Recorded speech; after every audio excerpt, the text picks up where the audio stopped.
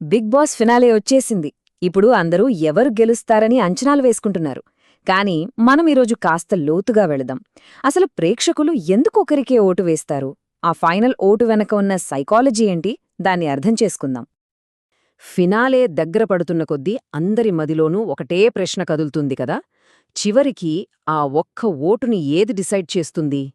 మనం ఫ్యాన్ అవడమా, వాళ్ళ ఆట తీరా, లేకపోతే ఇంకేదైనా కారణముందా? చూడండి, ఇప్పుడు మనం మాట్లాడుకోబోయేది నా సొంత అభిప్రాయం కాదు. ఇది పూర్తిగా ఆడియన్స్ బిహేవియర్, అంటే వాళ్ల ప్రవర్తన, ఇంకా హ్యూమన్ సైకాలజీ మీద ఆధారపడి ఉంటుంది. సరే, ఇక అసలు విషయంలోకి వెళ్ళిపోదాం.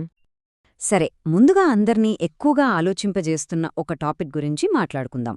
అదేంటంటే కంటెస్టెంట్ల జర్నీ వీడియోలు, అంటే ఏవీలు. ఇవి నిజంగా ఓటింగ్ మీద ప్రభావం చూపిస్తాయా? చాలా మందిలో ఒక బలమైన నమ్మకముంది.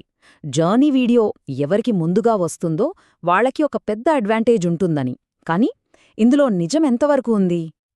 వాస్తవానికి దీని ప్రభావం మనమనుకున్నంత పెద్దగా ఏమీ ఉండదు. అవును, ముందుగా ఏవీ రావడం వల్ల ఒక ఎమోషనల్ కనెక్షన్, ఒక హైప్ క్రియేట్ అవుతుంది. కానీ ఓటింగ్ శాతంలో చూస్తే దానివల్ల వచ్చే మార్పు కేవలం 1-2% మాత్రమే.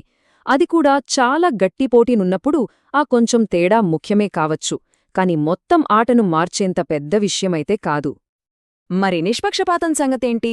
ఈ సీజన్లో ఛానల్ ఈ విషయంలో చాలా బ్యాలెన్స్డ్గా ఉంది. ఒకసారి చూడండి, ఇమాన్యుయల్, తనూజల ఏవీల మధ్య టైం డిఫరెన్స్ కేవలం 1 సెకను మాత్రమే. దీన్ని బట్టి వాళ్లు ఎంత జాగ్రత్తగా వ్యవహరిస్తున్నారో మనకు అర్థమవుతోంది. సరే, ఇప్పుడొక ఫైనలిస్ట్ సైకాలజీని కొంచెం లోతుగా చూద్దాం. దీనికి తనూజా జర్నీని ఒక పర్ఫెక్ట్ కేస్ స్టడీగా తీసుకుందాం.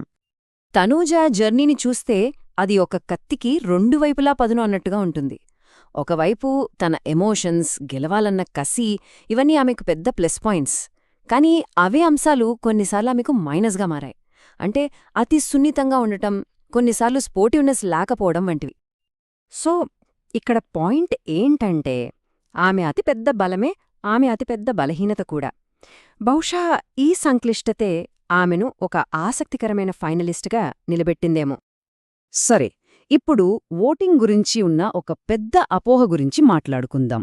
అదే తెలుగు వర్సెస్ నాన్ తెలుగు అనే వాదన. ఈ సీజన్ను జాగ్రత్తగా గమనిస్తే ప్రేక్షకులు కేవలం తెలుగు మాట్లాడే వాళ్ళకే సపోర్ట్ చేస్తారన్న వాదనలో నిజం లేదనిపిస్తోంది. ఇక్కడ ముఖ్యం భాష కాదు, నిజాయితీగా ఆడే ఆటతీరు. వాళ్ల ఆట, వాళ్ల నిజాయితీతోనే ఆడియన్స్ కనెక్ట్ అవుతారు. ఎప్పుడైతే కంటెస్టెంట్లు భాష పేరుతో గ్రూపులు కడతారో అప్పుడే నెగటివిటీ మొదలవుతోంది. ఈ సైకలాజికల్ ఫ్యాక్టర్స్ అన్నీ క్లైమాక్స్కి దారితీస్తున్నాయి. మరి ఆ గ్రాండ్ ఫినాలే గురించి కొన్ని కీలకమైన అప్డేట్స్ ఏంటో చూసేద్దాం. ఫినాలేలో చాలా ఆసక్తికరమైన విషయాలు జరగబోతున్నాయి. కళ్యాణ్ జర్నీ ఏవీ ఇంకా రిలీజ్ అవ్వాల్సింది. ఇక శ్రీముఖి, ప్రదీప్ వంటి సెలబ్రిటీ గెస్ట్లు కూడా వస్తారని అంచనా వేస్తున్నారు. ఇంకో విషయమేంటంటే ఫినాలేను శుక్రవారమే ప్రీషూట్ చేస్తారట. అన్నింటికన్నా ముఖ్యంగా మెగాస్టార్ చిరంజీవి ముఖ్య అతిథిగా వచ్చే అవకాశాలు చాలా బలంగా ఉన్నాయి. ఇదంతా బయట జరుగుతున్న హడావిడి.